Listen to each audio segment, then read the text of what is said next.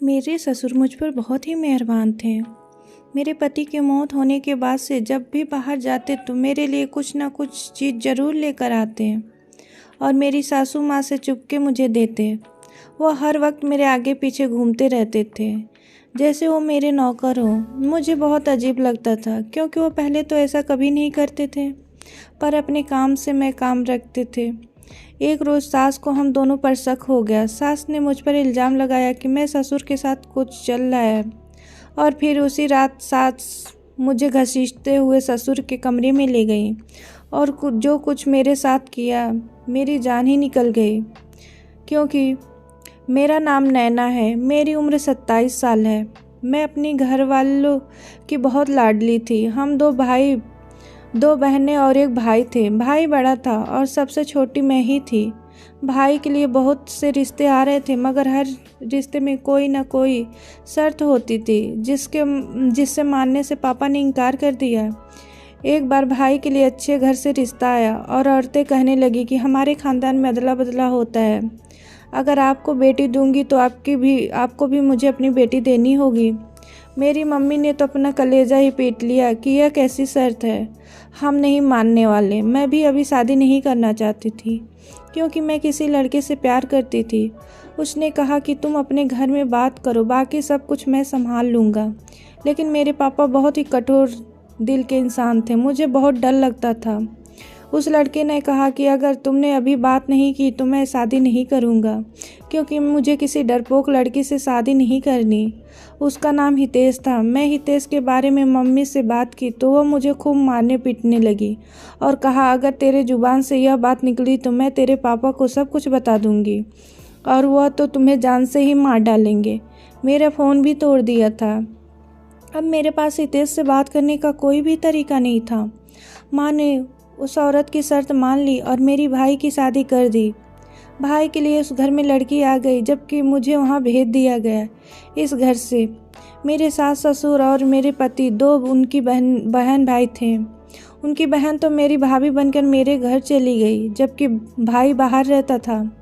मैं शादी नहीं करना चाहती थी लेकिन मजबूर हो गई थी। मुझे विदा कर दिए गए। पति अच्छे थे, उन्होंने मेरे साथ अच्छा व्यवहार किया था।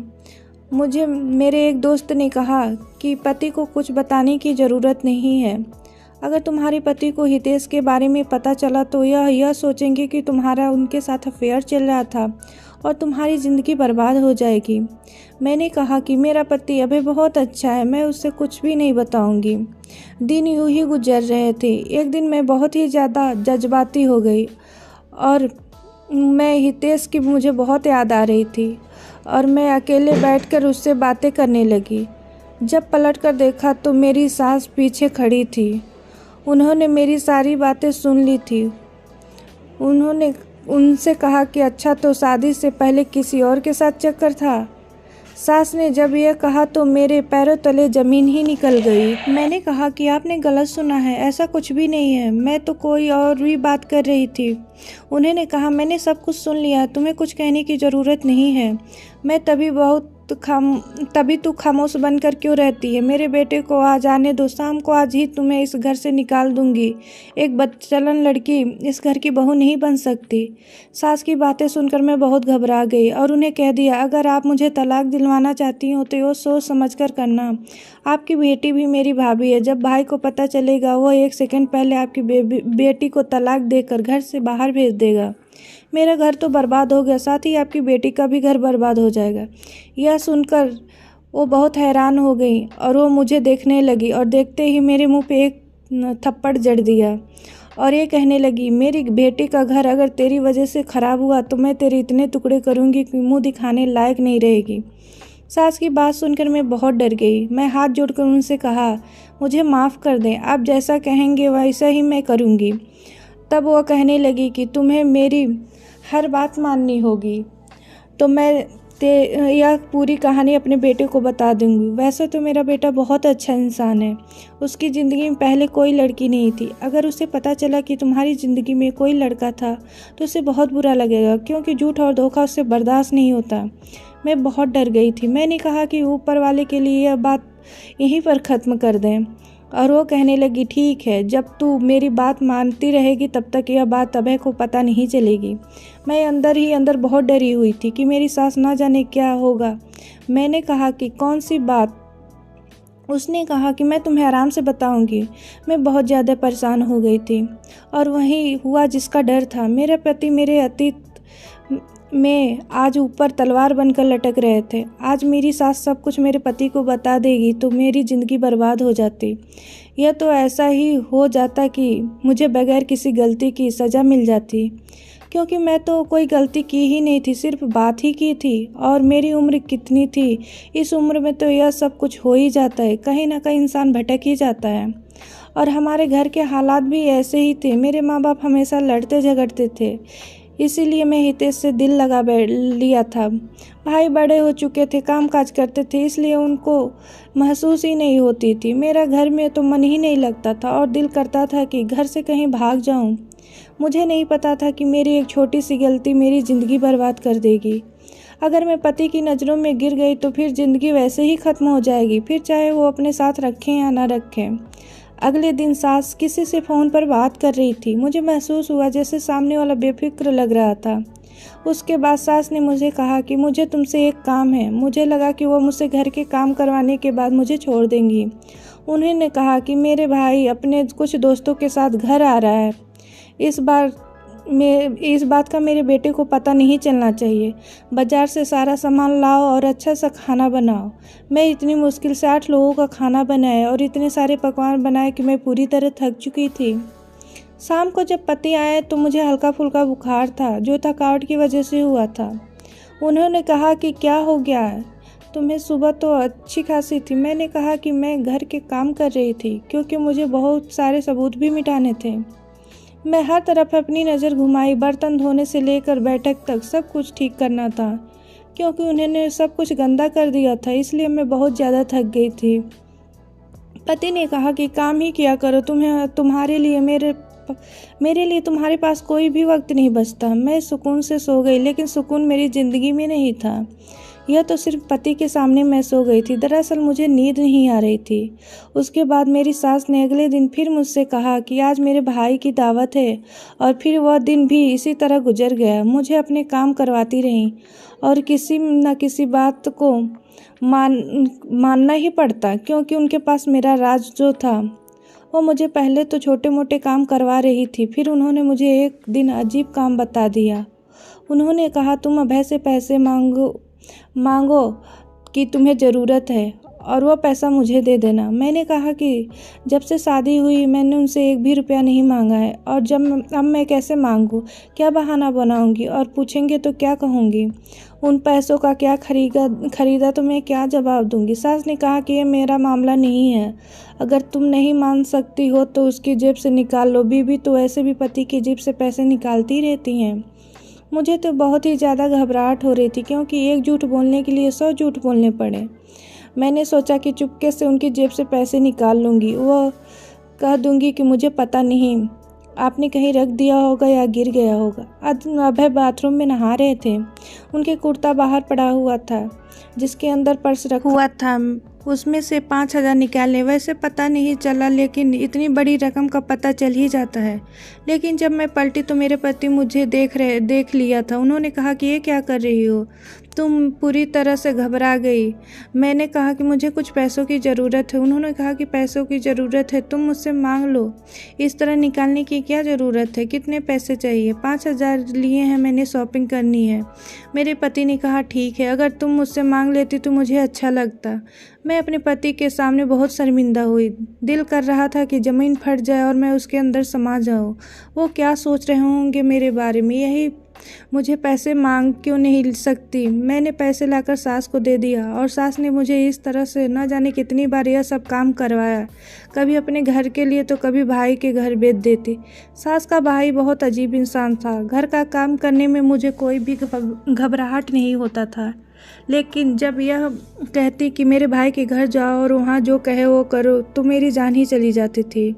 फिर एक रोज़ सास ने मुझे बहुत भारी रकम मांग ली कि अभय से अपने नाम पर लो, लेकिन इस बार जब मैं दोबारा पैसे मांगने गई तो हम दोनों के बीच में लड़ाई हो गई। उन्होंने कहा कि अपने घर वालों के लिए मुझे पैसे मत मांगा करो, मैं बहुत बड़ी मेहनत से कमाता हूँ। तुम्हें अगर खुद कुछ लेना हो तो ठीक है, वरना मेरे पास फालतू के पैसे नहीं हैं। पति की बात अपनी जगह बिल्कुल ही सही थी, पर मैं क्या कर सकती थी। मैंने सास को साफ साफ कह दिया, मुझे कोई ज़रूरत नहीं है तुम्हारी बात मानने की। फिर मेरे पति को जो बताना हो बता दो। मैं अपनी पति के पैसे लेकर और झूठ बोलकर बहुत थक चुकी हूँ। मेरी सास बहुत स्वार्थी किस्म की औरत थी, उन्होंने मुझ पर ज़रा भी दया नहीं रखी। मेरी सास ने कहा, आज रात को जो होगा उसकी जिम्मेदार खुद तुम ही होगी। मैं अभय को सब कुछ बता दूंगी। मैं बहुत ज़्यादा परेशान हो गई। शाम को पति अभी घर नहीं आए थे और मेरी सास मेरे कमरे की तरफ जा रही थी। मैं जल्दी जल्दी अपने पति के कपड़े पहन लिए और उन्होंने आकर कहा कि बेटा, आपको आज मैं कुछ बताना है। आपको पता है आपकी बीवी की शादी से पहले चक्कर था और वो अभी उसको बैठकर याद करती है और उसकी याद में रहती है। मुझे सब कुछ पता चल गया था।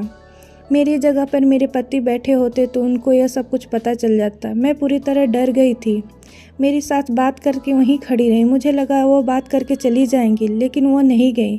थोड़ी देर के बाद किसी की गिरने की आवाज़ आई तो मैंने पलट कर देखा। मेरे पति ज़मीन पर गिरे तड़प रहे थे, जो शायद काम से वापस आ गए थे। मुझे मर्द के हुलिया में देखकर मेरी सास हैरान रह गई। मैं जल्दी से सास को धक्का दिया और अपने पति के पास आकर उनको हवा देने लगी, मगर वो मेरी बात सुन ही नहीं रहे थे। शायद अपनी माँ की बात सुन चुके थे और बर्दाश्त नहीं कर पाए कि उनकी बीवी किसी और के साथ। सास वहीं खड़ी रही। उसने आगे बढ़कर बेटे को नहीं देखा कि वो जिंदा हैं या मर गए हैं। मैं जल्दी से एम्बुलेंस को फ़ोन किया और साथ ही अपने भाई को कॉल किया। कुछ देर बाद मैं अपनी पति को लेकर अस्पताल पहुँच चुकी थी। मेरे पति को हार्ट अटैक हुआ था और उस वक्त उनकी हालत बहुत ख़राब थी। मैं ऊपर वाले से रो रो कर दुआ कर रही थी कि मेरे पति को कुछ ना हो, वरना मैं कहाँ जाऊँगी। मालिक मुझ पर रहम कर दो। मगर शायद मेरी प्रार्थना भगवान ने नहीं सुनी और अभी मुझे वो छोड़कर चले गए। पति की मौत को 1 महीना बीत चुका था। मेरे ससुर हर वक्त अपने काम में ही बिजी रहते थे। अब वो हर वक्त मेरी देखभाल करने लगे। मुझे रोता देखकर मुझे बहुत तसल्ली देते। दिन में 2 बार बाजार से मेरे लिए कुछ ना कुछ खाने के लिए लाते और सास से चुपके मुझे देते। मेरा दुख बहुत बड़ा था। मेरा दुख कम करने की वो हरदम कोशिश करते थे। फिर एक दिन ससुर मेरे लिए फल लेकर आए तो सास ने देख लिया कि वो चोरी चुपके मुझे फल दे रहे हैं। बस फिर तो उन्होंने इल्ज़ाम लगा ही दिया कि मेरे ससुर अपने कमरे में चले गए, जबकि मेरी सास मुझे खींचकर वहीं ले गई और कहा कि तुम दोनों का क्या चल रहा है, कब से दोनों चुप चुप कर मिलते हो। मेरे ससुर बहुत शरीफ नेक दिल इंसान थे। मैंने कभी उनसे ऐसी बात नहीं देखी थी। वह मुझे अपनी बेटी समझते थे।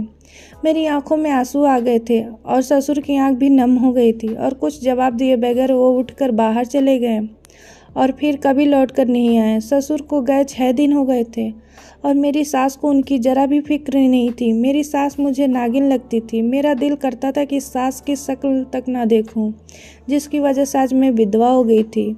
उस औरत को किसी की भी परवाह नहीं थी। मेरी भाभी अपने भाई को याद करके बहुत रोती थी। वह हर वक्त अपनी माँ को कोसती रहती थी। अभय की मौत के बाद मेरी सास कहने लगी, तुम इस घर में रह सकती हो। मैं जानती हूँ कि तुम अभय की विधवा हो, मगर यह बात याद रखना कि तुम बहू नहीं बल्कि नौकरानी हो। जैसा मैं कहूँगी वैसा ही तुम्हें करना होगा। अगर कोई बात ना मानी तो उसी दिन मैं तुम्हें इस घर से निकाल दूँगी। अब मैं क्या करती है, अपनी किस्मत मैंने भगवान के ऊपर छोड़ दिया। रोज़ अपने भाई को मेरे कमरे में भेजती। मैं बहाने से उन्हें रोक देती। मैं खुद पर हुए जुर्म का बदला अपने सास से लेना चाहती थी कि उनकी किस तरह से 2 जिंदगी खराब कर दी। यही सोचकर मैं सास के भाई को अपने साथ मिलाया और उससे कहा कि वो मुझसे शादी कर ले। यह सुनकर वो बहुत खुश हो गए और मुझसे शादी के लिए हामी भर ली और कहा कि हम दोनों परसों शादी कर लेंगे। मैं यह बात अपनी सास से छुपाई रखी थी और साथ ही साथ उसके भाई को भी बोल दिया था कि ये बात अपनी बहन को ना बताएं। उनकी उम्र 45 की थी। उसके पास दौलत की कोई कमी नहीं थी। मुझे अंदाज़ा हो चुका था कि मेरी सास पैसे की लालच में है, इसकी सब बातें मानती है। मेरे पास 2 दिन थे। 2 दिनों में कुछ भी करना था और वह बहुत खुश था कि मैं उससे शादी कर रही हूँ, मगर मेरे दिमाग में कुछ और ही बात चल रही थी। मेरे मायके वाले इस बात से बेखबर थे। मेरे पति अभय के मौत के बाद वो सिर्फ चंद घंटे के लिए आए थे। उसके बाद किसी ने मुड़कर भी नहीं देखा था मैं किस हाल में हूँ। मैं भी अब अनजान हो चुकी थी। शादी के एक रात पहले मैं सास के कमरे में कुछ कहने आई थी, मगर सास किसी से फ़ोन पर बात कर रही थी। वह सुनकर तो मेरी रूह ही काँप गई। वह किसी से मेरे बारे में बात कर रही थी और साथ ही साथ उन्होंने पैसे की भी डिमांड कर रखी थी। मैं हैरान थी कि मेरी सास की किससे बात चल रही है। 2 दिन बाद शादी का दिन आ चुका था और मैं खुश नहीं थी। भगवान पर अपनी मर्जी छोड़ दी थी, वही सही कर सकते हैं। मेरी सास का भाई अपनी बहन को यह बात नहीं छुपा सकता था। वो मेरे कमरे में आकर कहने लगा, तुम अभय की विधवा और अब मेरी बीवी बनने जा रही हो। मगर मैं ज़िंदगी का इतना बड़ा फैसला बहन से बताए बगैर नहीं ले सकता। यह बात उसको बताने जा रहा हूँ। और यह कहकर वहाँ से चले गए। मैं भी उनके पीछे पीछे थी। सास आज भी किसी से फ़ोन पर लगातार बहस कर रही थी और उसे घर बुला रही थी। अपने भाई को देखकर उसने फ़ोन साइड में रख दिया। फिर जैसे ही उसने अपनी बहन से शादी वाली बात की, मेरी सास बुरी तरह से घबरा गई। वह बस इतना ही बोल पाई कि नहीं, ऐसा नहीं हो सकता, तुम यह शादी नहीं कर सकते। फ़ोन पर जो भी कोई था लगातार हेलो हेलो और फ़ोन पर कर रहा था। साथ ही साथ मेरी सास को बुरा भला बोल रहा था। वह अपनी बहन को मना कर रहा था। इतनी देर में किसी ने दरवाज़ा पीटना शुरू कर दिया। मैं दरवाज़ा खोलने के लिए जब गई तो सामने खड़े शख्स को देखकर मेरी जान ही निकल गई। मेरा अतीत मेरे सामने खड़ा था। वह कोई और नहीं बल्कि हितेश था। मगर यहाँ कैसे, उसकी मेरी सास से कैसे बात होती थी? किसी ने सच ही कहा था, अतीत कहीं ना कहीं आपके सामने दीवार की तरह आकर खड़ा हो जाता है। और आज मेरे साथ यही हुआ था। जब मेरी सास का भाई और मेरी सास भी वहाँ आ चुकी थी। सास तो हितेश को देखकर डर ही गई और मुझे कुछ समझ नहीं आ रहा था। मैं हितेश से कहा कि यह सब क्या है, आप यहाँ कैसे हो? 1 साल पहले आपसे रिश्ता ख़त्म हो चुका है। उसने कहा कि मैं तुमसे बहुत प्यार करता था और करता हूँ। तुम्हारे छोड़ने के बाद भी तुम्हारी राह देखता हूँ। मुझे समझ आ चुका था। जब मुझे पता चला कि तुम किसी और की बीवी बन गई हो, तब मेरी सारी उम्र शादी न करने का फैसला कर लिया था। और एक दिन मुझे तुम्हारी सास का फ़ोन आया और उसने मुझे तुम्हारे नाम से ब्लैकमेल करना शुरू कर दिया और मुझे पैसे बटोरती रही।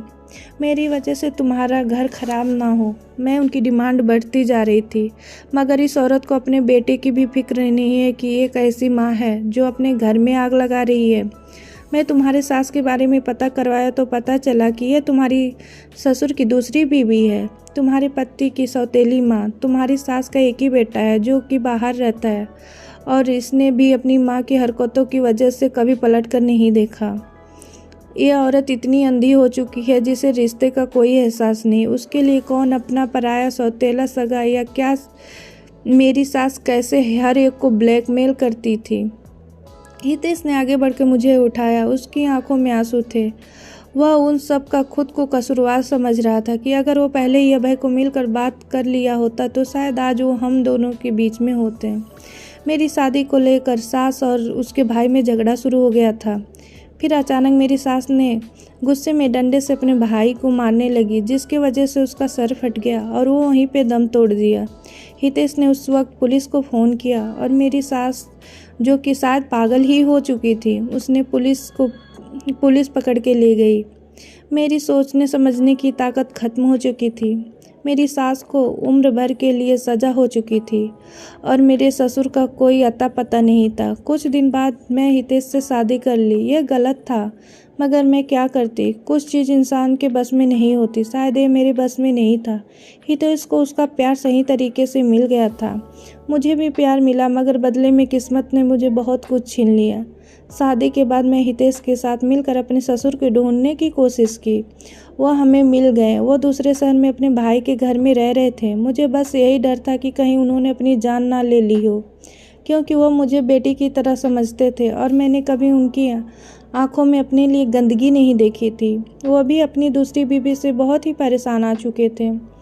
वह सीधे साधे इंसान थे, इसलिए चुप रहकर वह अपने भाई के वहाँ चले गए। मुझे उनसे भी एक ही शिकायत थी। एक तरफ वो मुझे बेटी का रिश्ता निभा रहे थे, मुझे बेटी समझ रहे थे, पर मुश्किल वक्त में मुझे अकेला छोड़ दिया। फिर जो भी हुआ, उस समय मैं अपने ससुर से मिलकर बहुत खुश थी और उनसे मिलने के बाद मैं वापस आ गई और उन्हें अपनी बीवी को जेल जाने पर कोई भी दुख नहीं हुआ। फिर मैंने और हितेश ने नई ज़िंदगी की शुरुआत की। अगर आपको ये कहानी पसंद आई हो तो प्लीज़ मेरे चैनल को लाइक, शेयर एंड सब्सक्राइब करना ना भूलें।